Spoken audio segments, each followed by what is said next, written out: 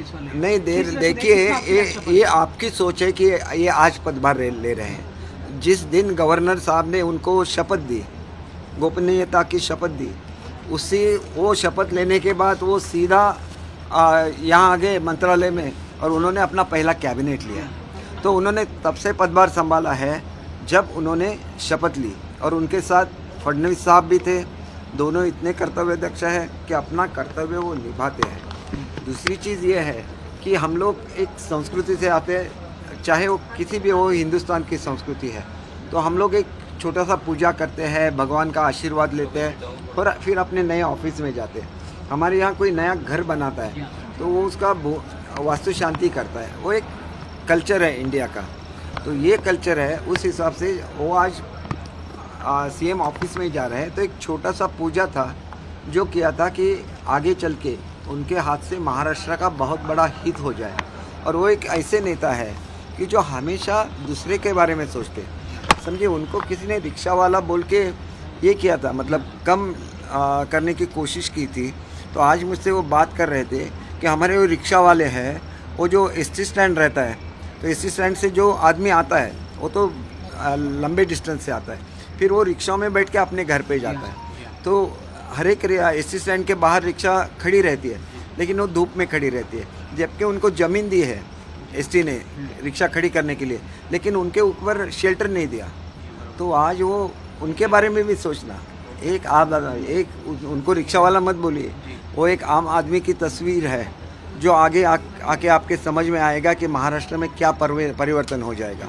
और मेरे एक बहुत बड़े अधिकारी से बात हो गई जो महाराष्ट्र में थे और दिल्ली में गए, तो उन्होंने मुझे बोला कि आज मेरे लिए भी एक बहुत खुशी का दिन है कि आज महाराष्ट्र की गाड़ी जो है वो पटरी पे आ गई। अब महाराष्ट्र की ग्लोरी वापस उनको मिल जाएगी। मतलब ये है कि महाराष्ट्र एक महान राष्ट्र है और उसका जो सम्मान है वो बढ़ाना है, और उसकी जो पास्ट ग्लोरी है उसको वापस लाना है। और ये हर एक की चीज़ में, चाहे वो एक आदमी हो, जो गरीब आदमी, गरीब किसान हो, या वो बड़ा से बड़ा अफसर हो, हर कोई यही सोचता है कि एडमिनिस्ट्रेशन की तरह चलना चाहिए और महाराष्ट्र को प्रोग्रेस करना चाहिए। ये पॉलिटिक्स की कुर्सी नहीं है, ये एडमिनिस्ट्रेशन की कुर्सी है, और वो कुर्सी सही ढंग में चलनी चाहिए, और यही हमारे लिए लोकशाही में हमारा कर्तव्य है। दीपक जी, एक सवाल है मेरा कि आपका जो शिंदे गुट है वो और भी ज़्यादा मजबूत हो रहा है, क्योंकि उद्धव ठाकरे के साथ जो विधायक है वो लोग भी आपसे जुड़ना चाहते हैं, इस तरह की जानकारी सामने आ रही है, उसको लेकर क्या कहेंगे आप? हमारा गुट बिल्कुल नहीं है, हम शिवसेना है, और अगर शिवसेना प्रमुख चाहे तो कभी भी बोल सकते कि हमारे लोग हैं। अगर बाला साहब होते तो वो शिंदे साहब को बुला लेते और उनकी पीठ थपथपाते और बोलते कि मेरे शेर ने आज महाराष्ट्र की गद्दी जीत ली है।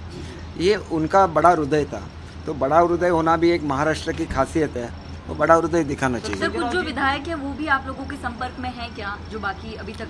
देखिए, हम ऐसा कभी, शिंदे साहब ने भी कभी भी ऐसी कोशिश नहीं की है, लेकिन आपने देखा कि एक एमपी है राहुल शेवाले जी, उन्होंने एक खत लिखा उद्धव साहब को कि हमें बीजेपी के जो कैंडिडेट है, हमारे जो मुर्मू मैडम है जो खड़ी हुई है, तो उनको राष्ट्रपति के लिए वोट करना चाहिए। देखिए, ये भावना है एक आदिवासी महिला के लिए, जो हर किसी की भावना होनी चाहिए, ना कि उन्होंने बोलना चाहिए, हर एमपी ने वो वोट भी डालना चाहिए। और अगर बाला साहब होते तो बाला साहब बोलते कि चाहे कुछ भी हो, आज हम इनको ही वोट डालेंगे, इसको बाला साहब बोलते हैं, इसीलिए बाला साहब का फोटो हर जगह पे रहता है। सर, आज संजय राउत ने एक बार फिर बयान दिया, उन्होंने कहा कि अगर शिवसेना जो है, अगर बीजेपी से जाना तो 2019 में क्यों नहीं किया, क्या वजह? वो उसका जवाब उनको देना पड़ेगा।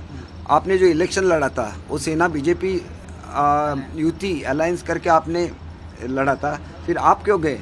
और आप बोलते कि आप उस आघाड़ी के शिल्पकार हैं, तो आप ही जिम्मेदार है उसके लिए। आप खुद को शिल्पकार बोलते तो आप ही जिम्मेदार है। भावना भगत को लेकर जो कार्रवाई की गई है उसको लेकर क्या कहेंगे? देखिए, एक ऐसा है कि भावना जी को मैंने बहुत करीब से काम करते हुए देखा है।